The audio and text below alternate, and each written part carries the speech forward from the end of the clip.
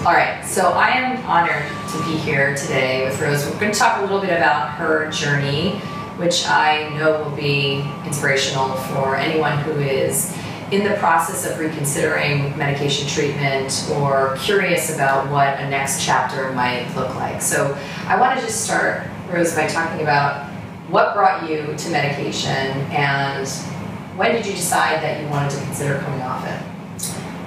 In 1992, I got terribly, terribly depressed. It was a very deep depression I was super suicidal, and I tried to not go on meds at first, and I basically was eventually pushed into, the conventional medicine, world, and psych meds were just getting really popular then. Prozac was huge, and I was like, fine, I'll give it a try. But that was after 2 years of trying not to go on meds. And how would you sort of summarize what they did for you, what medication treatment did for you?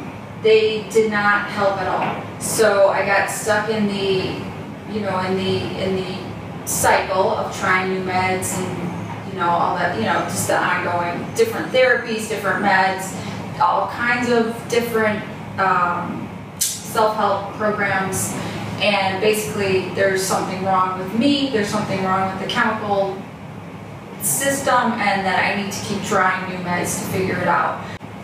And so how long were you treated before you began to consider coming off? 25 years. So that's a long time. It's a really long time, and that's 25 years of trying to convince myself that I seriously convinced myself that the meds were helping, even though I was suicidal every single day of taking medication. So I tricked myself into some kind of fantasy. So what point did you come to that you ultimately decided that you wanted to come off? I was 49 years old, going on 50, which is a big time for anyone, right? In anyone's life. And I thought to myself, I'm on 4 medications. How long can I stay alive being on these 4 medications? And how many years are these medications taking off my life as a whole? So, and my life's pretty much more than half over. Do I want to continue this road of, being depressed and suicidal every day, or do I want to try something else? So I went and saw a doctor and went on the elimination diet, which this started, and not really with the intent of going off the meds, but this was sort of started my thinking about, could I go off these meds? It helped, started the questioning inside me. Unfortunately, that doctor prescribed me Cipro, and I had a really severe reaction to the Cipro, and I ended up in bed for about 4 months, unable to walk. So, some of the I was floxed, yes, as they say. So, during that time, while I was laying there, I realized I'm still taking my medicine, my antidepressants, and I looked at the bottle and thought, oh my God, what are these drugs doing to me? If Cipro, this regular old antibiotic, could do this, what are these drugs doing to me over time? And it was a huge wake-up call, and I read Anatomy of an Epidemic, and then that was it. You were ready. That book, of course, it was like a huge slap in the face. Changed my life. It was actually probably the only book I've ever read that was that life-changing. Yes, I would say the same, actually. Yeah. Yes. It was incredible. I was blown away. So even before half of that book, before I finished half of it, I began tapering. When you tapered, what surprised you about that process? The shock that it was just as horribly painful as coming off of any other street drug or alcohol or any drug that is deemed, you know, a bad, horribly addictive drug. Coming off of two antidepressants and an anti-anxiety, which I was only on a tiny bit of anti-anxiety for a few years. At the end was, I would have to say, 100 times worse than coming off of street drugs and alcohol. Which is shocking. It's shocking. So you spent quite some time really struggling with disability around this taper process, right? Yes. So I basically was in bed for about 70% of the time for the first 14 months. That's a lot. So I would have little periods where I felt good enough to go outside, go for a hike, and I mean, let me tell you, whatever I could do, I grabbed onto that. I'm like, I'm going out into the woods and going for a walk, or I'm laying in the sun or whatever. I mean, I just was like, I needed to like feel the life, you know? Yes. So there's something that sustained you through a period of time where many people would consider, you know, giving up all hope, wondering how long could this last? Am I permanently damaged? Is it possible for me to ever feel, you know, stable, let alone vital again? Right. And so something sustained you. What would you say that was? I think I just hope. I have a lot of hope. Even while I was medicated, I think that I always tried things. Like, I just had hope that I wasn't going to feel like this forever. I think I remembered something from when I was a kid, like maybe a few weeks where I felt good. And I grabbed onto that, and I was like, I can feel like that again. I think that I've always been sort of a dreamer, so I think I would like had this fantasy. I can feel, I can dream that dream again, and I mean, just that little tiny thing was enough for me to say there is no going back. No going back. I don't care how crappy I feel.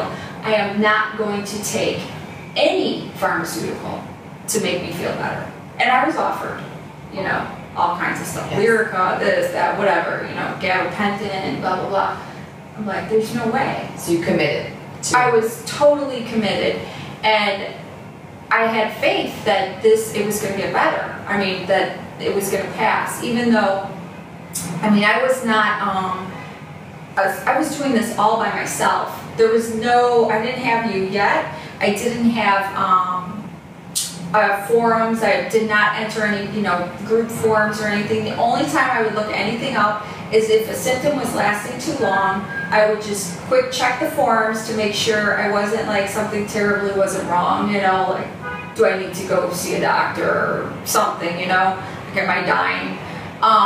And I would see that, okay, this is fine, and I would just go off the forums, because the forums gave me anxiety. Yes. They perpetuated my fear, and I couldn't look at them. It was too much. So I would, you know, I tried to distract myself from the sickness. So I threw myself into my health.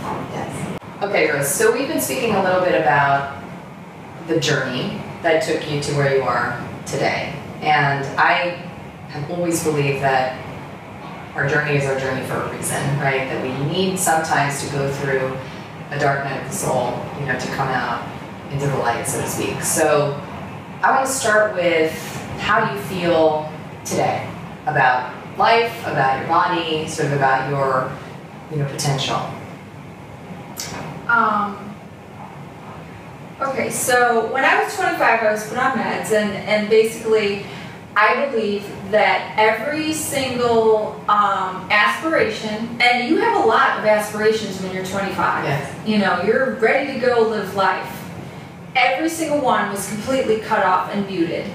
So, and I mean, this past 25 years, I've been basically trying to get that back. But you don't put two and two together when you're first depressed and then you go on these meds, because did the depression do it? You know, or was it the meds? You know, you don't know because you were sick when you kind of went on the meds. But coming off the meds, everything is being unmuted. So it's taken a while. So it's like this life is like, wow. I mean, like it's so beautiful. You know, some days I'm overwhelmed with just a simple sentence. My sister sent me an email that said, I miss you so much. And I was like ready to go into tears. I was like, it was so beautiful to have that connection. I did not feel that for 25 years. You know, I was just completely detached from everything. So it's like, I mean, the littlest thing I feel connected to, it's so amazing. I mean, it's just so cool. It really is. To feel alive. Yeah, to feel that alive. It is. Beautiful. It is. What were some of the instrumental tools in progressing from this, you know, year-plus state of disability after an abrupt medication taper to this feeling of vitality? What would you sort of credit with being the important tools in that transition? Okay. Well, first it was just the no quit attitude. Yes. I mean, that's really important, I think. And I was like there's no turning back. You know, I don't care. There's no turning back. Keep going. Yes. Okay. The second thing was the nutrition. Yes. I mean, that was probably because when I stopped taking the meds, I could not take any supplements or anything for quite some time. So the nutrition, every single thing I ate was nutrient dense. I did not put anything into my body that was not, because I've realized I was pretty sick. So there was a lot of rebuilding to do. So I did all the research, I figured out what was the most nutrient dense foods, and that's all outlined in your book, which wasn't out at the time, unfortunately, so I had to figure it out myself. But now it's all written out for, you know, everybody to see. And that's pretty much the diet I followed, was the paleo-based, plant-based, you know, clean, super clean diet. And no gluten, no dairy, no, you know, the whole list of everything. And that, I think, was the reason why I did not have one single day of depression after I got off the meds. Not a day. Not one single day. And which was amazing to me. I was like, how is this possible? You know, and it's pretty much the food. Because I've had a couple slips, and when I slipped, oh my God, it is so obvious. It's like this sudden feeling of doom. Yes. Yes, from the sugar-gluten combo is the worst. And the sugar flour, actually, it's just flour, wheat flour, whatever it is, I don't know, but I ate a cookie this last summer, and you wouldn't believe the effect from it. I mean, it was really, state altering. It was, yes, it was state altering. Yeah. Yes. So the diet. The second thing is the detox, and that included, you know, the body brushing, and I'm gonna say this on, you know, your thing. It included coffee enemas. The notorious. Yes. Yeah. And that was really, really important. I didn't start those until about 4 months into my withdrawal, and it helped with pain. It helped with you know, movement of everything, because it was like you're kind of frozen, you know, like everything. You stop metabolizing. You can't smell. You can't taste. Nothing. Everything's frozen, and it sort of helped with, you know, like just keeping things going. Yes. Yeah, and it was very powerful. I mean, I'd say that was one of the single most, you know, healing things outside of the nutrition. I had really bad acne. I mean, terrible. You know, rosacea, acne rosacea, which was just like, you know, I didn't want to be seen in public. And the coffee enemas also help with that. Then I met you, and you introduced me to Kundalini Meditation, and that has helped my mind. So the problems I was having cognitively, I attribute though, you know, Kundalini helping with that. So the different exercises help with different things, like the, you know, certain breath exercises help with my cognitive functioning, I believe. And that's been pretty amazing, actually. So, I mean, pretty mind-blowing, because I actually thought I had brain damage before doing the Kundalini. Amazing. So what would you say to someone who hears about all this stuff you have to do, change your diet, enemas, and now you have to meditate, and all these changes, who feels intimidated or overwhelmed, or like, I can't possibly do that, I feel so terrible?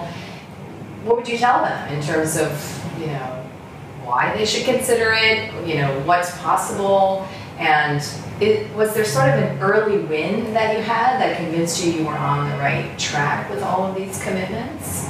I actually researched Dr. Gonzalez a lot, and everything, and I was thinking to myself, if this guy's curing cancer with this protocol, and I know I wasn't following it to the T, but I was following whatever I could based on everything I read by him.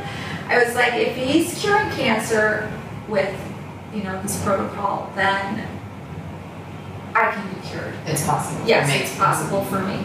And I think that it's, you know, it's a lot. I think that, but once you can make it like a sort of a challenge, and I know that a lot of people that are on the depression, you know, on the drugs and you know, have anxiety and stuff, they're motivated people. Yes. You know, and they're really smart. A lot of them are super creative, and they've been muted by these drugs. I think you just make fun out of it. I mean, I went foraging. I started fermenting. I mean, I had to make it fun. You know, even though I was not feeling well, I'm like, I gotta, you know, this is fun. You know, I have a science project going on in my house. I mean, I was crazy. What do I have to lose, right? Yeah, what do I have to lose? And here, the thing I told myself, though, all along, this was interesting, because I was like, I am my own science project. That was my line. I am my own science project. I am not like a research, you know, specimen of some drug company or some doctor. I am my own science project, and I am going to create something beautiful. You know, I love that. I was like, it kept me going. I kept saying, I am my own science project. I'm my own test subject. You know, and just You're learning, and you have to learn about yourself. Yeah, totally. It's a process. Yeah, and everything you do, like when you set like a jar of fermented vegetable. I never fermented anything. This was all like kind of fun and shocking to me. Wow, it bubbles, and you know, I mean, and I was like, this is what's going on in my body. Like every time I put one of these things in, this miraculous, you know, cause and effect. Yes, is going on. Yes. So, and I thought of myself also, I was telling my sister, I thought of myself as a little plant. Tiny little plant. You know, and if you stuck that little plant in the Hudson River here outside in New York, you know, put it on the edge there, it would die in 2 seconds. You know, all that yucky, God only knows. But how would I keep this little plant alive? And I don't know why I didn't think of a little animal or whatever. It was just this little tiny plant, and I was going to put it in the sun and give it water and make it soil, enrich its soil with, you know, all kinds of vitamins and minerals and whatever, and watch this plant grow. And I always had that in my head, this little tiny plant, and that was me. I was that little plant. I love that. And I've intuited the same analogy, and what I love about it is that the plant knows how to grow. It just needs the elements. So you and I share the deeply held belief that everyone has the potential to reclaim their experience and to self-heal. I think in so many ways you are a glorious example of that. And it's not that you needed to work with a particular doctor. It's not that you needed to, you know, have particular tests done, right? No. Would you say that it was just that you needed really some basic information and you needed to commit and choose, you know, this next chapter? At the end of, you know, when I was on those meds, I did not feel good at all. I mean, every day was so hard, and it was physically hard, like just hard to get up. Those drugs really take a toll. And you probably believe that you were mentally ill for life. Yes, yeah. I thought I had the mental illness, you know, the whole thing, like the mental, you know, what is it? The disease of mental illness, yes. just like the disease of alcoholism or whatever, yes. you know, the same. And I found out that that's a farce. That's a made-up thing that somebody pulled out of a book somewhere, and somehow it became like the main focus. Yes. You have a mental illness. So we live in a world where we're sort of brought up disconnected. And when I think that that's part of the reason why people get depressed.